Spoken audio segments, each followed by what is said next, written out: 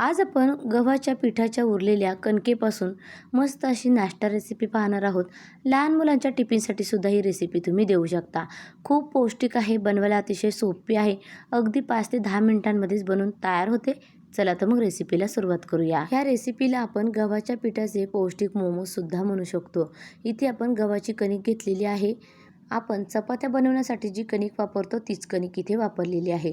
सोबतच एक मोठा चमचा शेजवान चटणी घेतलेली आहे।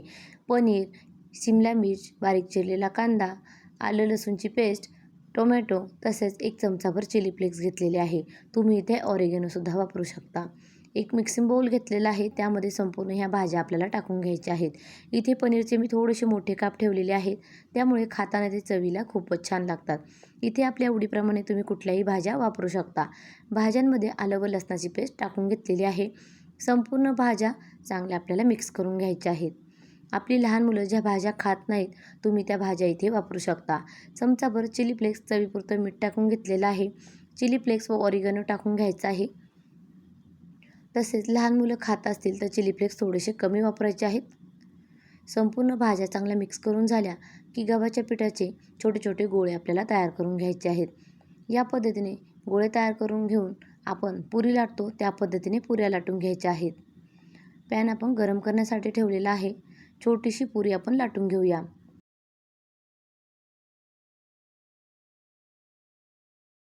ही पुरी लाटताना एकदम जास्त जाड ठेवायची नाही, एकदम पातळ लाटून घ्यायची आहे। तसेच पुरी चांगली लाटून झाली की याला शेजवान चटणी लावून घ्यायची आहे। संपूर्ण पुरीला शेजवान चटणी लावून झाली की आपण तयार करून घेतलेले मिश्रण यामध्ये भरून घ्यायचं आहे। भरपूर प्रमाणात हे मिश्रण आपण भरून घेतलेलं आहे। साधारण 2 चमचे टाकून घेतलेलं आहे। तसेच आपण मोदक बनवण्यासाठी जशी पारी तयार करतो त्या पद्धतीने हे आपल्याला तयार करून घ्यायचं आहे। व्हिडिओमध्ये दाखवल्याप्रमाणे तुम्ही बघू शकाल, ह्या पद्धतीने हे मोमोज आपल्याला तयार करून घ्यायचे आहेत। आपल्या आवडीप्रमाणे तुम्ही याला आकार देऊन घेऊ शकता। मी इथे खूप साध्या व सोप्या पद्धतीने ह्याला आकार देऊन घेतलेला आहे। याच पद्धतीने दुसरा मोमोज सुद्धा मी तुम्हाला तयार करून दाखवते।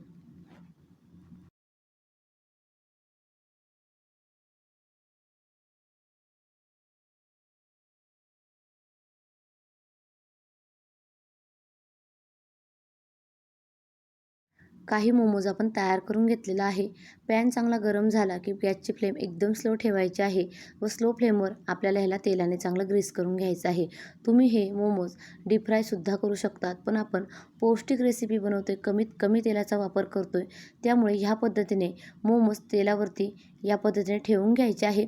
साधारण अर्धा मिनटं असंच झाकण ठेवून द्यायचं आहे व अर्ध्या मिनिटाने हे मोमोज आपल्याला पलटी करून घ्यायचे आहेत। ह्या पद्धतीने चांगले खरपूस रंगावरती हे मोमोज आपल्याला भाजून घ्यायचे आहेत।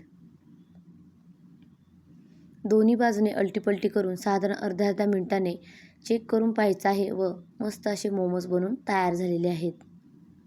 खूप छान होतात चवीला। कमी वेळामध्ये पौष्टिक असे हे मोमोज बनून तयार होतात।